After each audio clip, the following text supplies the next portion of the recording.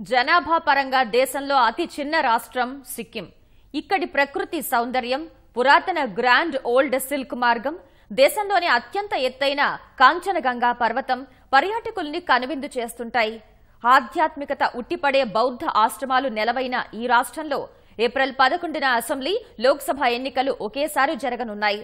రాష్ట్రం ఏర్పడిన నాటి నుంచి జాతీయ పార్టీలకు అధికారం ఇవ్వని సిక్కింలో ఈసారైనా వాటికి స్థానం దక్కుతుందా?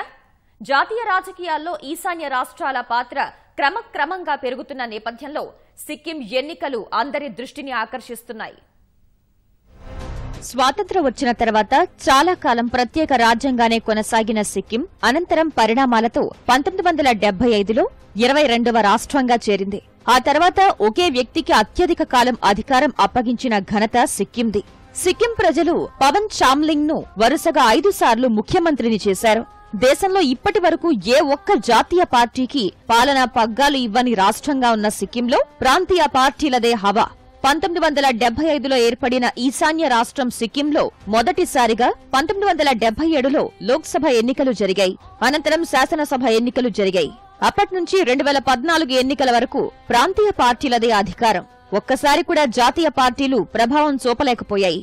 దేశ రాజకీయాల్లో కీలక పాత్ర పోషిస్తున్న భాజపా, కాంగ్రెస్ రెండింటినీ దరిదాపుల్లోకి రానియకుండా ప్రాంతీయ పార్టీలు చాలా జాగ్రత్తగా వ్యవహరిస్తున్నాయి. సిక్కిం రాష్ట్ర ప్రజలకు ప్రత్యేక హక్కులు కల్పించే రాజ్యాంగంలోని 371F ఆర్టికల్ ను రక్షించేది తామేనని, జాతీయ పార్టీలు అధికారంలోకి వస్తే దాన్ని రద్దు చేసే అవకాశం ఉందని ఇక్కడి నాయకులు ప్రచారం చేసుకోవడం ప్రాంతీయ పార్టీల హవా కొనసాగడానికి ఓ కారణం.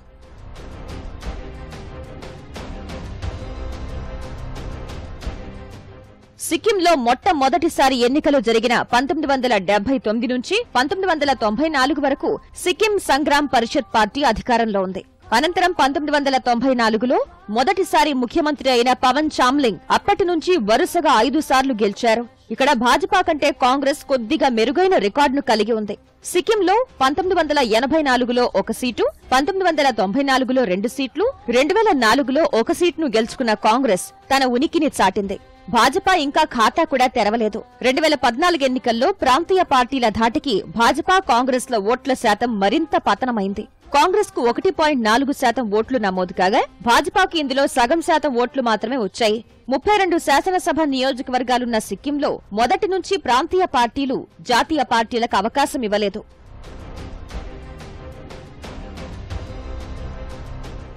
సిక్కిం మొదటి ఎన్నికల నుంచి పలు పార్టీలు ఇక్కడ పాగా వేయడానికి ప్రయత్నించాయి. అయితే జాతీయ పార్టీల నుంచి పోటీ చేసిన అభ్యర్థుల్లో 60% మందికి డిపాజిట్లు కూడా దక్కలేదు. ఆ తర్వాత జాతీయ పార్టీలు సైతం సిక్కింలో ఒకే ఒక లోక్సభ నియోజకవర్గం ఉన్నందున అంతగా దృష్టి సారించలేదు. అయితే సిక్కింకు ప్రత్యేక హోదా ఇచ్చింది తామేనని కాంగ్రెస్ నేతలు గుర్తు చేస్తున్నారు. కాగా జాతీయ పార్టీలు కేవలం వాగ్దానాలకే పరిమితమయ్యాయని, దశాబ్దాలుగా సిక్కిం ప్రజల డిమాండ్లకు విలువ ఇవ్వలేదని ప్రాంతీయ పార్టీల నేతలు ఆరోపిస్తున్నారు. ఇక్కడి అధికంగా ఉండే లింబు, తమాంగ్ తెగలకు రిజర్వ్డ్ స్థానాలను కేటాయించమని అడుగుతున్నా స్పందించడం లేదని వారు వాపోతున్నారు.